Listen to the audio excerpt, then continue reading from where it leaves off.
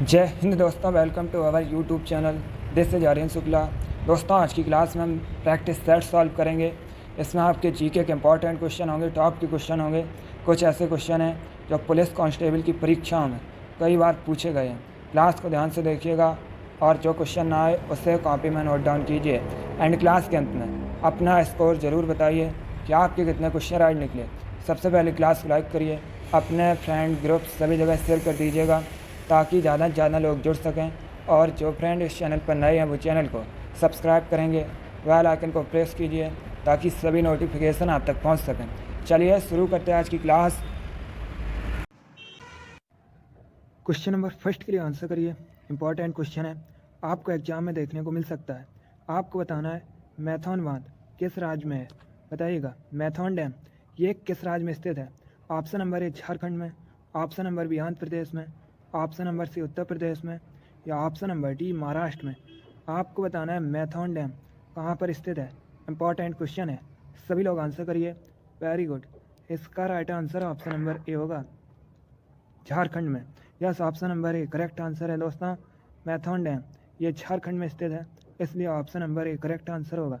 अब आपसे एग्जाम में क्वेश्चन और पूछा जा सकता है कि मैथॉन बांध, मैथॉन डैम ये किस नदी पर है। तो ये दोस्तों बराकर नदी पर है। तो आप लोग याद रखिएगा मैथॉन बांध जो कि झारखंड में है और ये बराकर नदी पर है। चलिए क्वेश्चन नंबर फर्स्ट का option number A correct answer होगा। आगे बढ़ते हैं। क्वेश्चन नंबर 2 है, ये भी इंपॉर्टेंट क्वेश्चन है, आपके एग्जाम में पूछा हुआ क्वेश्चन है। आपको बताना है वर्ल्ड टेलीविज़न डे कब सेलिब्रेट किया जाता है। बताइएगा विश्व टेलीविज़न दिवस कब मनाया जाता है। सभी लोग आंसर करिए, आपके एग्जाम में पूछा हुआ क्वेश्चन है। इसका right answer option number A होगा 21 नवंबर को। Yes, option number A correct answer है। 21 नवंबर को प्रतिवर्ष विश्व टेलीविज़न दिवस सेलिब्रेट किया जाता है, इसलिए option number A correct answer होगा। आगे बढ़ते हैं। अब क्वेश्चन नंबर 3 के लिए आंसर करिए। आपको बताना है राउत नाच ये किस राज्य का फेमस लोक नृत्य है। आपको बताना है राउत नाच कहाँ का लोक नृत्य है। ए झारखंड का, बी असम का, सी पश्चिम बंगाल का, या डी छत्तीसगढ़ का। इसका right answer option number D होगा, छत्तीसगढ़ का। Yes, option number D correct answer है। राउत नाच ये छत्तीसगढ़ का लोक नृत्य है, इसलिए option number D correct answer होगा। क्वेश्चन नंबर 3 का option number D correct answer है। अगला क्वेश्चन देखते हैं। अब देखिए क्वेश्चन नंबर 4 के लिए आंसर करिए। अच्छा क्वेश्चन है, बताइएगा बुल्गारिया की राजधानी क्या है।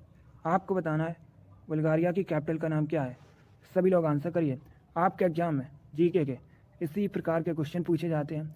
जो क्वेश्चन का लेवल है वो यही रहता है। आप लोग ध्यान से क्लास को देखिए, डेली आपकी क्लास होगी, डेली क्लास को ज्वाइन कीजिएगा। अभी आंसर करिए क्वेश्चन नंबर 4 के लिए। आपको बताना है बुल्गारिया की राजधानी क्या है। Right answer option number D होगा, Sofia. Yes, option number D correct answer है। सोफिया बुल्गारिया की कैपिटल है, इसलिए option number D correct answer होगा। आगे बढ़ते हैं। अब क्वेश्चन नंबर 5 के लिए आंसर करिए। आपको बताना है रेहंद नदी किस नदी की सहायक नदी है। बताइएगा ये जो दोस्तों रेहंद नदी है ये किसकी सहायक नदी है। ए गंगा की, बी यमुना की, सी सोन की, या डी गोमती की। आपको बताना है रेहंद नदी किसकी सहायक नदी है। बहुत अच्छे, वेरी गुड।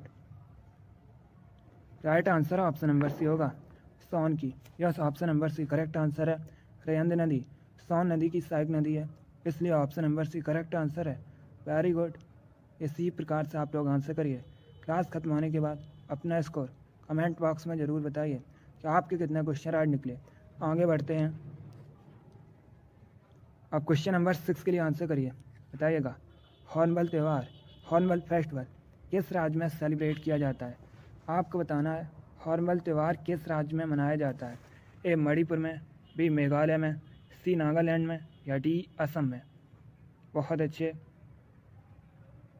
गुड। आपको बताना है हॉर्नबिल त्यौहार किस राज्य में मनाया जाता है। Right answer option number C होगा, नागालैंड में। Yes, option number C correct answer है दोस्तों। हॉर्नबिल त्यौहार नागालैंड में मनाया जाता है, इसलिए option number C correct answer होगा। आपके एग्जाम में क्वेश्चन पूछा गया था नागालैंड की ऑफिशियल लैंग्वेज क्या है, तो आप लोग याद रखिएगा इंग्लिश दोस्तों। नागालैंड की ऑफिशियल लैंग्वेज है। अब आप लोग क्लास खत्म होने के बाद कमेंट बॉक्स में बताइएगा। नागालैंड की कैपिटल का नाम क्या है? नागालैंड की राजधानी क्या है? इसका आंसर आप लोग कमेंट बॉक्स में दीजिएगा। चलिए क्वेश्चन नंबर 6 का option number C correct answer होगा हॉर्नबिल त्यौहार, हॉर्नबिल फेस्टिवल। ये नागालैंड में मनाया जाता है, सेलिब्रेट किया जाता है। आगे बढ़ते हैं। क्वेश्चन नंबर 7 के लिए आंसर करिए। आपको बताना है स्पेन की मुद्रा क्या है? बताइएगा स्पेन की मुद्रा क्या है? बहुत अच्छे, very good. Right answer option number C होगा euro. Yes, option number C correct answer है दोस्तों। स्पेन की करेंसी यूरो है, इसलिए option number C correct answer होगा। जिसने भी क्वेश्चन नंबर 7 का ऑप्शन नंबर सी दिया है उनका राइट आंसर है, वेरी गुड। आगे बढ़ते हैं। अब क्वेश्चन नंबर 8 के लिए आंसर करिए। ये भी इंपॉर्टेंट क्वेश्चन है, अच्छा क्वेश्चन है। आपको बताना है उजनी डैम ये किस राज्य में स्थित है? बताइएगा उजनी डैम किस राज्य में स्थित है? इंपॉर्टेंट क्वेश्चन है, पहले ऑप्शन को पढ़िए उसके बाद आंसर करिएगा। इसका right answer option number D होगा, महाराष्ट्र में। Yes, option number D correct answer है दोस्तों। उजनी डैम ये महाराष्ट्र में स्थित है, इसलिए option number D correct answer होगा। अब यहाँ पर आपसे एग्जाम में क्वेश्चन पूछे जा सकते हैं कि उजनी डैम ये किस नदी पर है? तो आप लोग याद रखिएगा दोस्तों, ये भीमा नदी पर है, इसीलिए इस डैम को भीमा डैम के नाम से भी जाना जाता है, भीमा बांध के नाम से भी दोस्तों इसे जाना जाता है, और भीमा सिंचाई परियोजना के नाम से भी इसी को जाना जाता है। तो आप लोग याद रखिएगा उजनी डैम महाराष्ट्र में है। चलिए क्वेश्चन नंबर 8 का option number D correct answer है, ये भीमा नदी पर है। आगे बढ़ते हैं। क्वेश्चन नंबर 9 के लिए आंसर करिए। बताइएगा दुर्गापुर कहाँ पर है? आपको बताना है दुर्गापुर ये किस राज्य में है? ए उड़ीसा में, बी पश्चिम बंगाल में, सी बिहार में, या डी झारखंड में? इसका right answer option number B होगा, वेस्ट बंगाल में। Yes, option number B correct answer है, दुर्गापुर पश्चिम बंगाल में है, इसलिए option number B correct answer होगा। आगे बढ़ते हैं। क्वेश्चन नंबर 10 के लिए आंसर करिए। यह भी अच्छा क्वेश्चन है। बताइएगा किस शहर को विश्व में चमड़े के शहर के रूप में भी जाना जाता है? आपको बताना है किसे चमड़े के शहर के रूप में भी जाना जाता है इनमें से? ए कानपुर को, बी कोलकाता को, सी लखनऊ को, या डी लुधियाना को? आंसर करिएगा। इसका right answer option number A होगा, Kanpur. Yes, option number A correct answer है दोस्तों। कानपुर को चमड़े के शहर के रूप में भी जाना जाता है, इसलिए option number A correct answer है। कानपुर के साथ ही दोस्तों आगरा और चेन्नई ये भी चमड़े के उद्योग के लिए प्रसिद्ध हैं। चलिए क्वेश्चन नंबर 10 का option number A correct answer होगा। बहुत अच्छे दोस्तों, वेरी गुड। अब आंसर करिए क्वेश्चन नंबर 11 के लिए। अच्छा क्वेश्चन है। आपको बताना है फ्रांस का राष्ट्रीय खेल क्या है? ऑप्शन दिए गए हैं। Option number A cricket, option number B table tennis, option number C football, या ऑप्शन नंबर डी बैडमिंटन? आपको बताना है फ्रांस का नेशनल स्पोर्ट क्या है? फ्रांस दोस्तों यूरोप महाद्वीप के अंतर्गत आता है। एग्जाम में क्वेश्चन पूछा गया था कि फ्रांस की राजधानी क्या है? आप लोग बताइएगा फ्रांस की राजधानी क्या है? Very good. यस, फ्रांस की राजधानी दोस्तों पेरिस है। अब आंसर करिए क्वेश्चन नंबर 11 के लिए। आपको बताना है फ्रांस का राष्ट्रीय खेल क्या है? Right answer option number C होगा, football. Yes, option number C correct answer है, फुटबॉल फ्रांस का राष्ट्रीय खेल है। एग्जाम में क्वेश्चन पूछा गया था कि इंग्लैंड का राष्ट्रीय खेल क्या है? तो आप लोग याद रखिएगा क्रिकेट दोस्तों इंग्लैंड का राष्ट्रीय खेल है। साथ में दोस्तों ऑस्ट्रेलिया का भी राष्ट्रीय खेल क्रिकेट ही है। चलिए क्वेश्चन नंबर 11 का option number C correct answer है, फुटबॉल फ्रांस का नेशनल स्पोर्ट है। आगे बढ़ते हैं। अब क्वेश्चन नंबर 12 के लिए आंसर करिए। दिवस से संबंधित क्वेश्चन है, कन्फर्म है आपके एग्जाम में 1 से 2 क्वेश्चन दिवस से संबंधित पूछे जाएंगे। इसी प्रकार के क्वेश्चन होंगे दोस्तों। बताइएगा विश्व वन्य जीव दिवस कब मनाया जाता है? आपको बताना है विश्व वन्य जीव दिवस कब सेलिब्रेट किया जाता है? सभी लोग आंसर करिएगा। Good. Right answer option number A होगा, 3 मार्च को। Yes, option number A correct answer है। प्रत्येक वर्ष 3 मार्च को विश्व वन्य जीव दिवस सेलिब्रेट किया जाता है, इसलिए option number A correct answer है। अगला क्वेश्चन देखते हैं। अब आंसर करिए क्वेश्चन नंबर 13 के लिए। आपको बताना है उत्तर प्रदेश में चौधरी चरण सिंह स्टेडियम कहाँ स्थित है? सभी लोग बताइएगा उत्तर प्रदेश में दोस्तों चौधरी चरण सिंह स्टेडियम कहाँ पर है? गुड। ऑप्शन नंबर ए प्रयागराज में, ऑप्शन नंबर बी आगरा में, ऑप्शन नंबर सी मुजफ्फरनगर में, या ऑप्शन नंबर डी गोरखपुर में? गुड। आपको बताना है चौधरी चरण सिंह स्टेडियम ये कहाँ पर है। इसका right answer option number C होगा, मुजफ्फरनगर में। Yes, option number C correct answer है। चौधरी चरण सिंह स्टेडियम मुजफ्फरनगर में स्थित है, इसलिए option number C correct answer है। एग्जाम में क्वेश्चन पूछा गया था कि चौधरी चरण सिंह अंतर्राष्ट्रीय हवाई अड्डा, इसे दोस्तों अमौसी हवाई अड्डा भी कहा जाता है, ये कहाँ पर है? तो ये लखनऊ में है। इसे भी आप लोग याद रखिएगा, ये क्वेश्चन आपके एग्जाम में पूछा हुआ क्वेश्चन है। क्वेश्चन नंबर 13 का option number C correct answer है। चौधरी चरण सिंह स्टेडियम मुजफ्फरनगर में स्थित है। आगे बढ़ते हैं।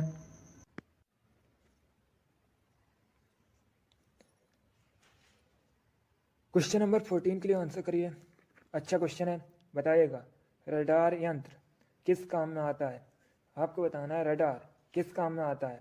ऑप्शन को पढ़िए और उसके बाद आंसर दीजिएगा। आपका एग्जाम में क्वेश्चन पूछा गया था कि रडार का फुल फॉर्म क्या होता है, तो याद रखिएगा रडार का फुल फॉर्म होता है रेडियो डिटेक्शन एंड रेंजिंग। अब बताइएगा यह किस काम में आता है। Right answer option number D होगा, जहाज़ों की गति, स्थिति व दिशा मापने के लिए। तो ऑप्शन नंबर डी आपका राइट आंसर होगा। आगे बढ़ते हैं। क्वेश्चन नंबर 15 के लिए आंसर करिए। अब आपको बताना है रोजर फेडरर ये कहाँ के निवासी है। बताइएगा रोजर फेडरर कहाँ के निवासी है। पहली बात तो आप लोग याद रखिएगा, रोजर फेडरर दोस्तों टेनिस के स्टार खिलाड़ी हैं। अब आपको बताना है इनका संबंध किस देश से है। Very good, option number B correct answer है, स्विट्जरलैंड से। Yes, option number B correct answer है। रोजर फेडरर स्विट्जरलैंड के स्टार टेनिस खिलाड़ी हैं। चलिए क्वेश्चन नंबर 15 का option number B correct answer है। बहुत अच्छे, अगला क्वेश्चन देखते हैं। क्वेश्चन नंबर 16 के लिए आंसर करिए। ये क्वेश्चन मैंने अभी आपको बताया था, तो आप लोग राइट आंसर करिएगा। आपको बताना है वानखेड़े स्टेडियम कहाँ स्थित है। ऑप्शन नंबर ए मुंबई में, बी लखनऊ में, सी न्यू दिल्ली में या डी चेन्नई में। अभी मैंने आपको ये क्वेश्चन बताया था, आप लोग राइट आंसर करिए। आपको बताना है वानखेड़े स्टेडियम कहाँ स्थित है। बहुत अच्छे, right answer option number A होगा, मुंबई में। Yes, option number A correct answer है। अगला क्वेश्चन देखते हैं। क्वेश्चन नंबर 17 के लिए आंसर करिए। अच्छा क्वेश्चन है, साइंस से संबंधित क्वेश्चन है। पहले ध्यान से क्वेश्चन को पढ़िए और उसके बाद आंसर करिएगा। गुड, आपको बताना है चांदी का, सिल्वर का लैटिन नाम क्या है। बताइएगा चांदी का लैटिन नाम क्या है। Option number A argentum, option number B aurum, option number C stannum या option number D none of these. आपको बताना है चांदी का लैटिन नाम क्या है। सभी लोग क्वेश्चन नंबर 17 के लिए आंसर करिएगा। Very good, right answer option number A होगा, argentum. Yes, option number A correct answer है दोस्तों। चांदी का लैटिन नाम अर्जेंटम है, इसलिए option number A correct answer है। इसीलिए दोस्तों चांदी को एजी से रिप्रेजेंट किया जाता है।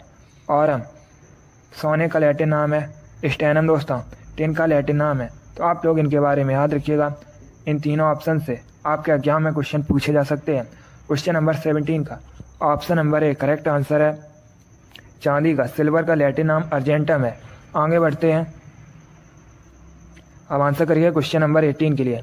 आपको बताना है मोमबत्ती रासायनिक ऊर्जा को किस में रूपांतरित करती है।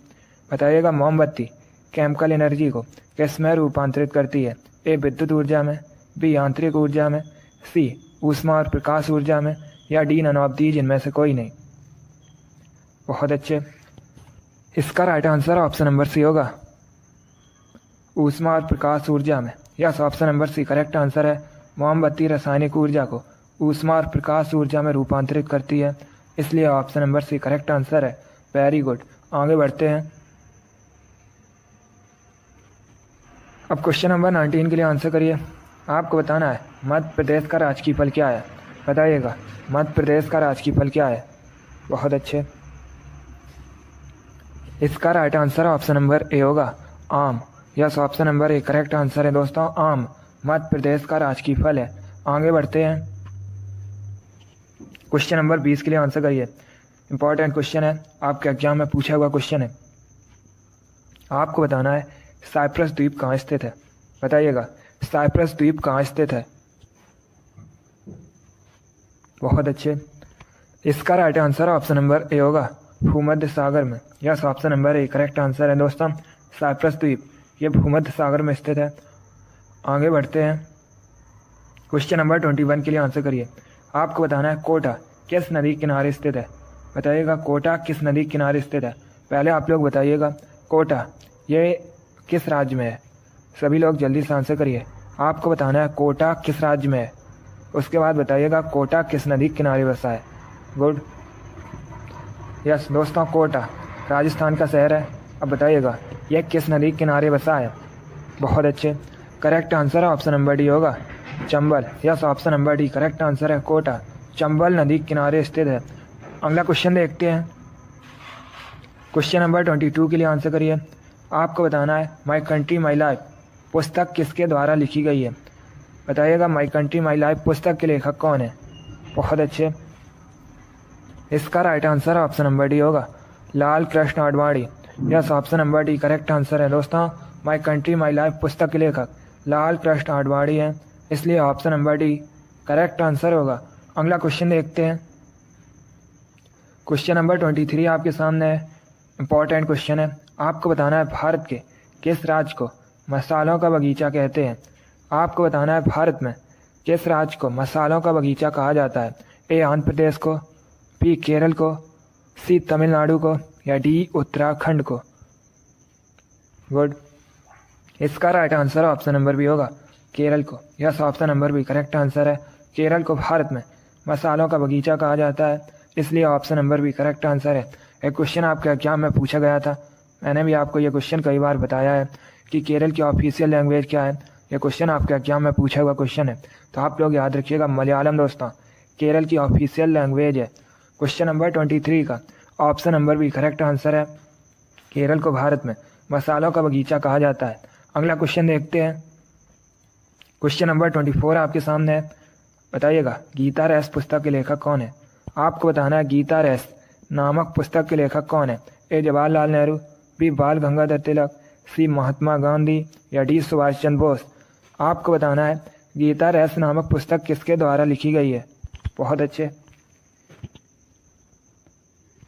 इसका right answer option number B होगा, Bal Gangadhar Tilak. Yes, option number B correct answer है दोस्तों, गीता रेस पुस्तक के लेखक बाल गंगाधर तिलक है। अगला क्वेश्चन देखते हैं।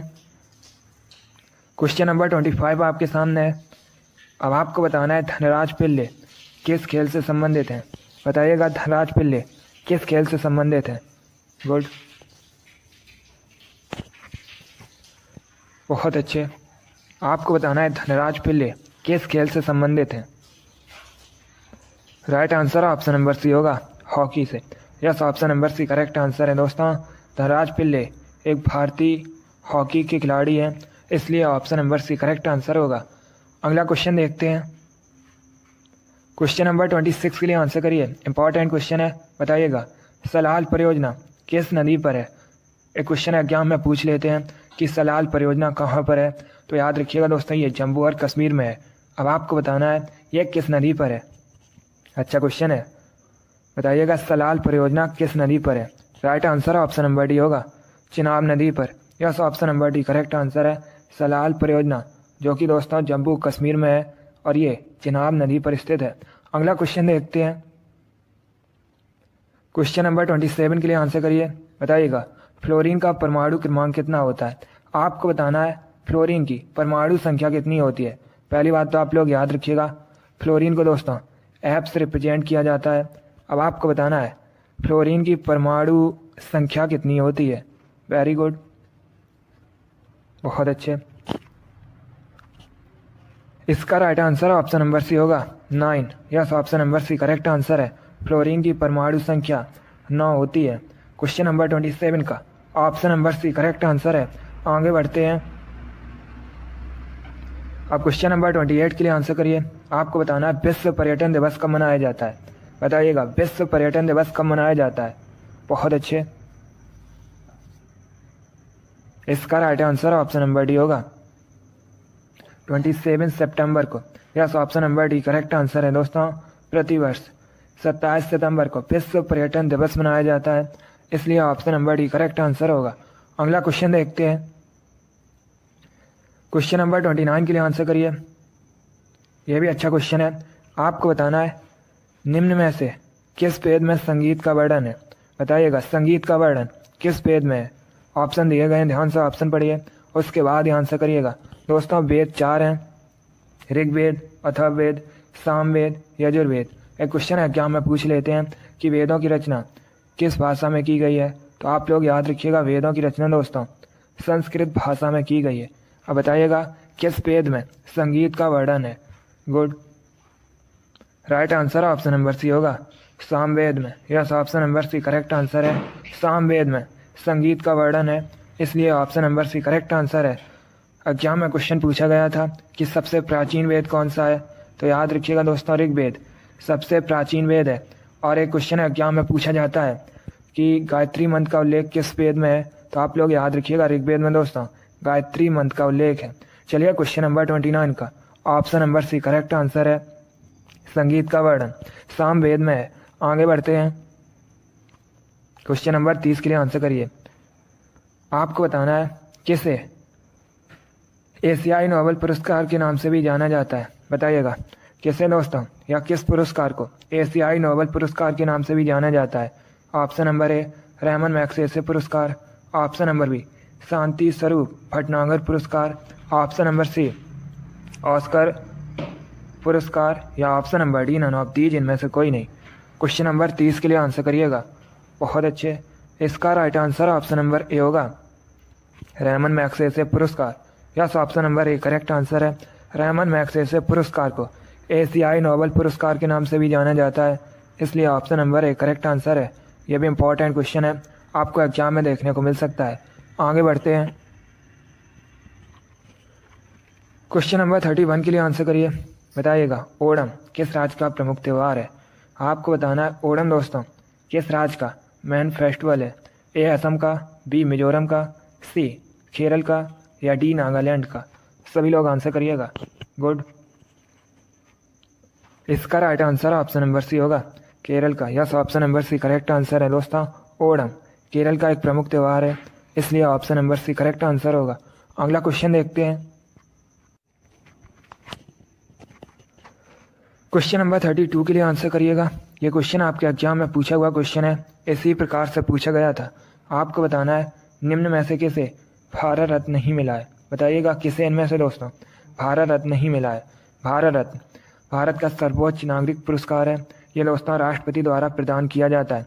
अब आपको बताना है इनमें से किसे भारत रत्न नहीं मिला है। गुड, इसका right answer option number D होगा, सोनिया गांधी को। Yes, option number D correct answer है। इनमें से दोस्तों सोनिया गांधी को भारत रत्न नहीं मिला है, इसलिए option number D correct answer होगा। बाकी मोरारजी देसाई, गुलजारी लाल नंदा, राजीव गांधी, इनको भारत रत्न मिला है। क्वेश्चन नंबर 32 का option number D correct answer होगा, सोनिया गांधी को भारत रत्न नहीं मिला है। अगला क्वेश्चन देखते हैं, क्वेश्चन नंबर 33 आपके सामने है। बताइएगा गीत गोविंद के रचयिता कौन है। आपको बताना है गीत गोविंद इसके रचयिता कौन है। बहुत अच्छे, right answer option number B होगा, Jayadev. Yes, option number B correct answer है दोस्तों। जयदेव गीत गोविंद के रचयिता हैं, इसलिए option number B correct answer होगा। देखिए एग्जाम में क्वेश्चन पूछा गया था, अगर हम ऑप्शन नंबर सी की बात करें, वाण भट्ट, हर चरित्र के लेखक कौन है। तो आप लोग याद रखिएगा वाण भट्ट हैं। और एक क्वेश्चन पूछा जाता है कादम्बरी के लेखक कौन है, तब भी आप लोग याद रखिए वाण भट्ट। चलिए क्वेश्चन नंबर 33 का option number B correct answer है, गीत गोविंद के रचयिता दोस्तों गीत गोविंद के जयदेव हैं। आगे बढ़ते हैं, क्वेश्चन नंबर 34 के लिए आंसर करिए। बताइएगा महाभारत में अर्जुन किसके पुत्र थे।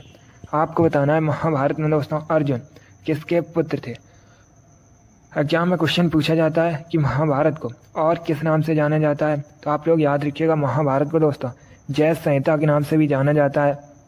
एक क्वेश्चन और पूछ लेते हैं एग्जाम में कि महाभारत का युद्ध कितने दिनों तक चला था।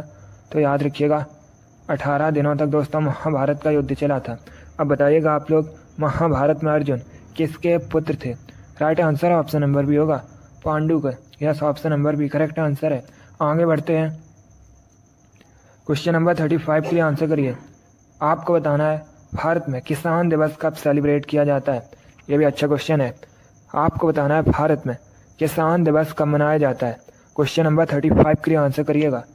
इसका right answer option number A होगा, 23 दिसंबर को। Yes, option number A correct answer है। प्रतिवर्ष भारत में 23 दिसंबर को किसान दिवस मनाया जाता है? इसलिए option number A correct answer होगा क्वेश्चन नंबर 35 का। Option number A correct answer है। भारत में 23 दिसंबर को किसान दिवस सेलिब्रेट किया जाता है। बहुत अच्छे दोस्तों, वेरी गुड गुड गुड। चलिए दोस्तों, आज की क्लास में हमने जीके के 35 इंपॉर्टेंट क्वेश्चन डिस्कस किए with extra fact. I hope आप सभी को ये क्वेश्चन समझ आए होंगे। सो लाइक करिए, शेयर करिए। चैनल पर नए हैं तो चैनल को सब्सक्राइब कीजिए, बेल आइकन को प्रेस कीजिए ताकि सभी नोटिफिकेशन आप तक पहुंच सकें। आप लोग अपना स्कोर कमेंट बॉक्स में ज़रूर बताइए कि आपके कितने क्वेश्चन राइट निकले। इसी के साथ मैं आपको मिलूंगा अगली क्लास में। Thank you guys, thank you for watching. God bless you all.